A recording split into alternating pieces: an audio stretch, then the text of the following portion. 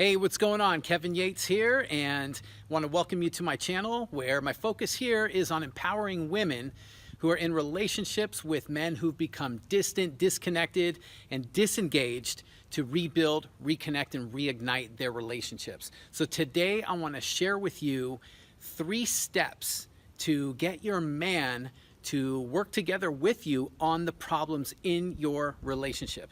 And you know how it is where you've got problems in the relationship, things that are on your mind, things that are bugging you, you're frustrated, maybe you're angry, pissed off at him, and every time you bring him up, you want to talk to him about it, you want to work on these things, it always turns into an argument. He doesn't want to hear about it. He thinks all the problems in the relationship are your fault, or he just tells you need to get over it, right? So I'm going to share with you 3 steps that you can use that will help him to actually get him to come around and open up and be willing to work together with you on your relationship. So real quick, go ahead and click the like and subscribe button below.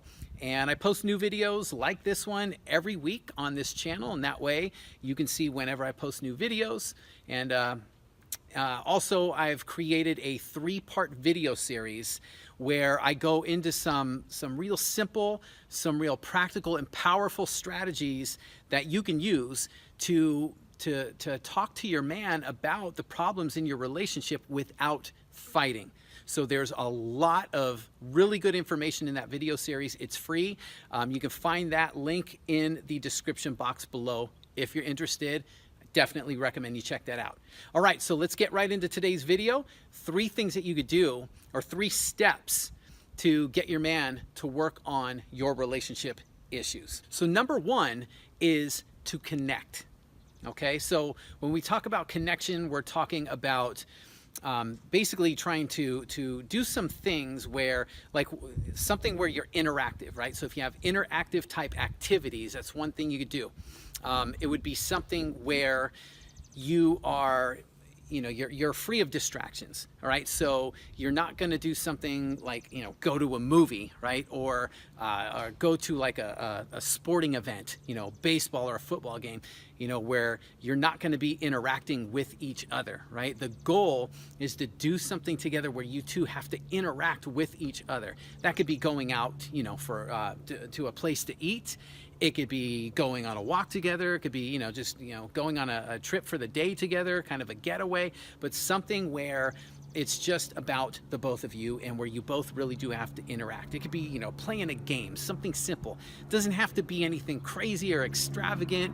The idea, though, is just to get you guys interacting with each other. And you also want to make sure that during these times, you want to make sure that you are free of distractions. So that means that, you don't want things like, television to be on. You don't want to have your cell phones, on. Put them on do not disturb or turn them off, so you don't want a phone call coming in, the phone's ringing, or you don't want to be preoccupied, with email and things like that tend to go on, or even the kids.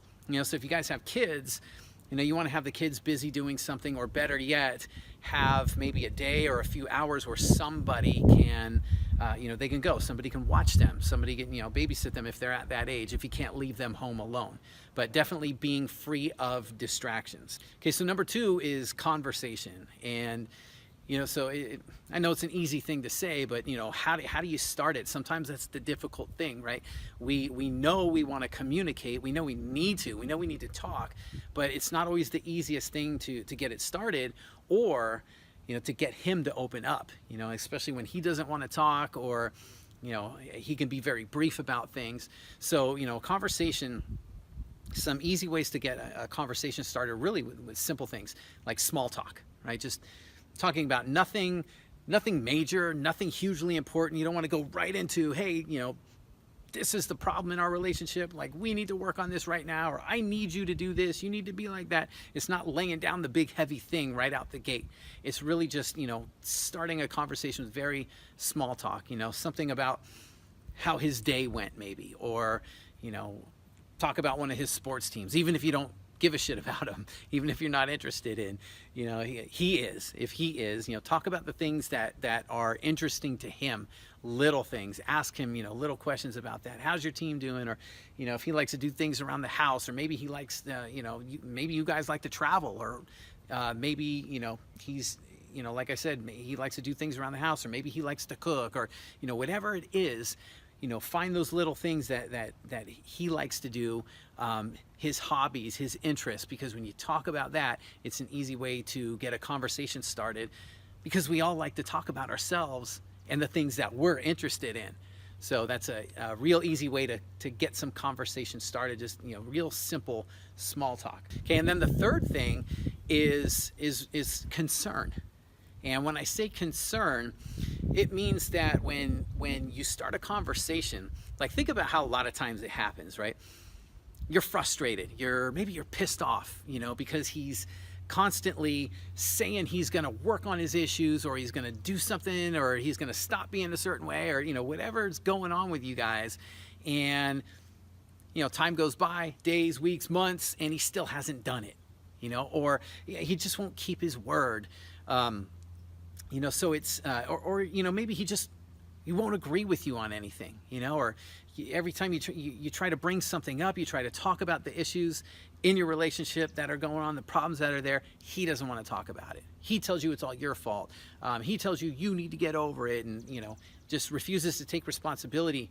And it ends up in a big argument. You guys start arguing, or you're fighting, and then you get pissed off at each other for days, and you feel like, man, there's just no way to get through to him. I can't get him to open up. I just can't, even talk about him with this stuff.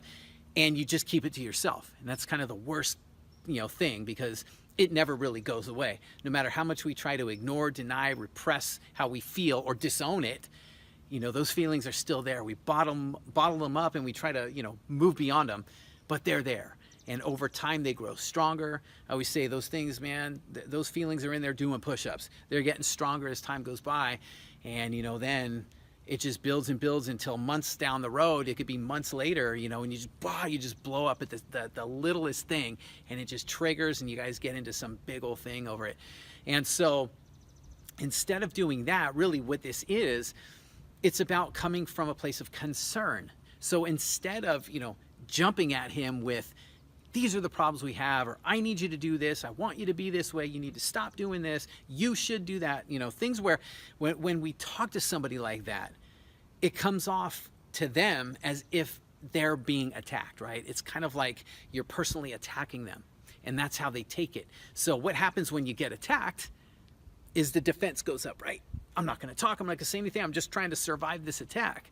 So when you shift it around and you come from a place of concern, where it's more like you're trying to understand where he's at, even if you don't agree with it, trying to kind of understand, come up from a place of understanding, rather than where you're coming out trying to attack.